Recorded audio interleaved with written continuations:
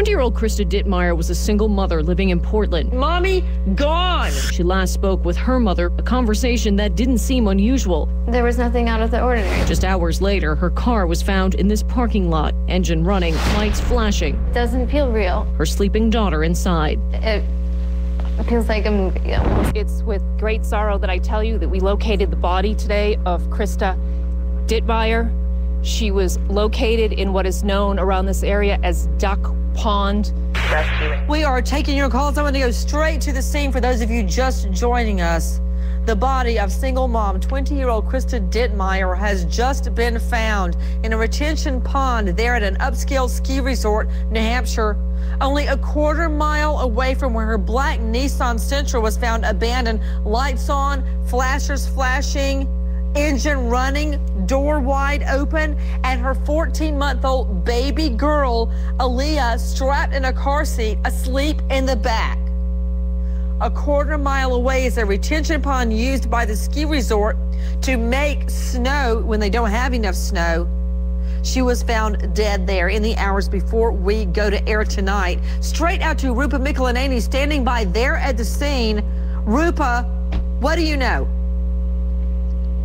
Nancy, I'm standing here right here in the parking lot. About a quarter mile right behind me is where the pond is, where Krista Dittmeyer's body was found this afternoon at about 2 p.m. when dive teams went into this pond and searched for her and found her. And then just a few yards behind me is where a hearse pulled up at about 5 o'clock this afternoon and took her body away to Concord, where it is being analyzed and an autopsy is being completed for tomorrow. And now, Nancy, the parking lot where I'm standing is the spot where Krista Dittmeyer's car, her Nissan Sentra, was found abandoned with her 14-month-old little girl strapped in the back seat with the lights, the hazard lights flashing, driver's side door open, engine running, and it's passerby at 6:30 in the morning on Saturday found this little girl and reported it to the police. You are seeing shots right now. We have gotten, just before we went to air, video of the search scene, the pond where her body was found. Something led police to that pond, either a tip, cadaver dogs, we don't know. But early this morning, police and all law enforcement went radio silent, not returning calls, not giving statements, backing out of press releases. Everything went quiet, and now we know why. We have the 911 call where her body was reported as being found. There you see the hearse going to the location. We know that tonight her little girl, just 14 months old, still asking, where's mommy, is living with Krista's mother. We are taking your calls straight out to C.W. Jensen, former Portland Police Captain. What about it, C.W.? This is your neck of the woods. Well, there's a few strange things that hit me right away.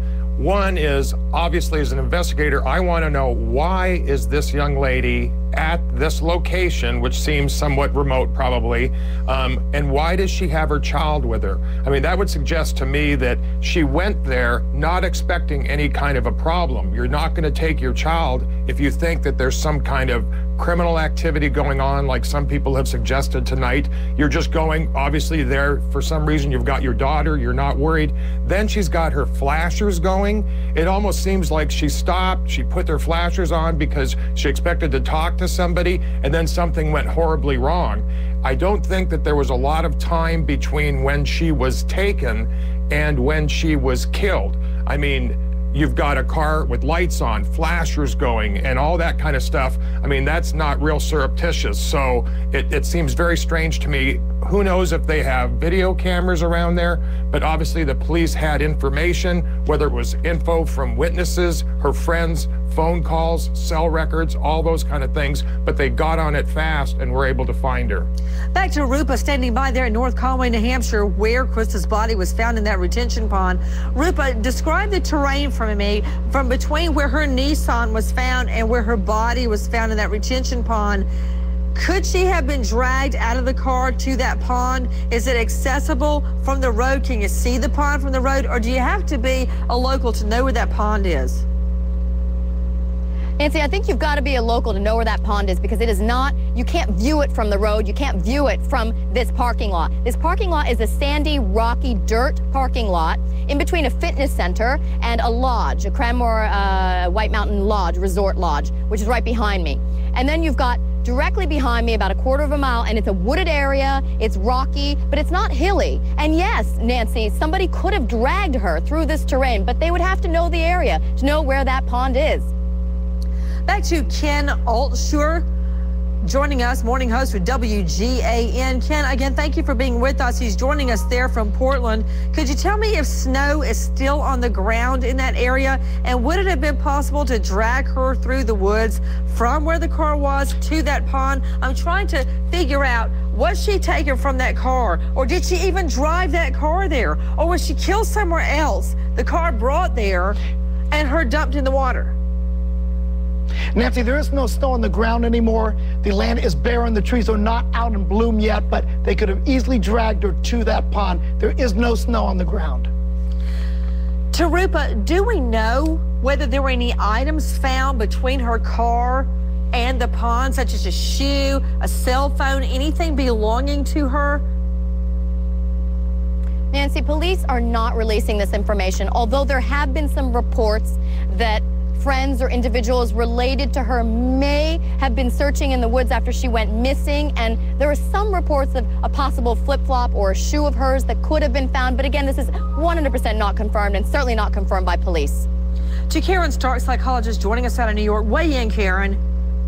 You, Nancy, there are so many questions here, and I'm not sure that I agree that it was someone who knew her. There's something very disorganized about this crime scene.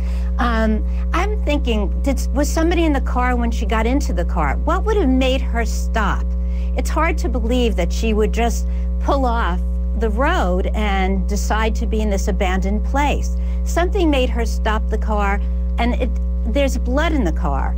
So maybe somebody was already in the car, and it certainly was a killer who was not thinking out what they were doing in this particular scene, because they just leave the car and there's time to call attention to the car, to put the flashers on, leave the baby. Karen, put Stark up, please. I got a theory. You know how everybody's saying, oh, well, because the boyfriend did drugs, he's been in jail since way back in January. We're going into month 5 now. Almost half a year has passed. But people are saying, you know, maybe because he was in drugs, that blah, blah, blah, and she's connected. You know why I think people do that? Why? Because they don't want it to be them. They don't want to be pulled over on the side of the road and end up in a retention pond with their baby in the back seat. You want to find a way to make us, you, me, different from that poor girl just 20. Remember when you were 20 years old, Karen? I can hardly remember it. Let's see. I was getting ready to go to law school, you know, still immersed in college, my whole world ahead of me. You remember when you were 20? Nobody wants to think that could be me. So this girl is different from me. This would never happen to me because her ex did drugs, sold drugs. You know, nobody wants to think it could be them. That's why everybody keeps trying to pin it on the guy behind bars.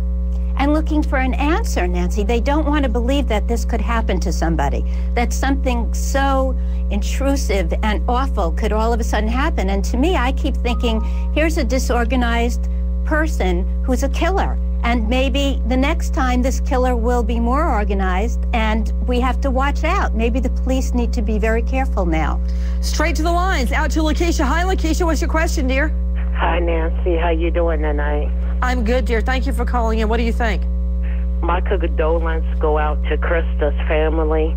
What I think it was someone totally that wasn't involved with her, a stranger, and probably was waiting in the car or following her down the road, you know, like really close, and probably beeping their horn and things like that to get her to pull over. And, you know, they snatched her out of the car, and the trace of blood is there to show it, you know. Well, one thing, Lakeisha, that's sticking in my mind is if someone had intentionally taken her, why would they take her with the baby in the car, and why turn on those hazard lights?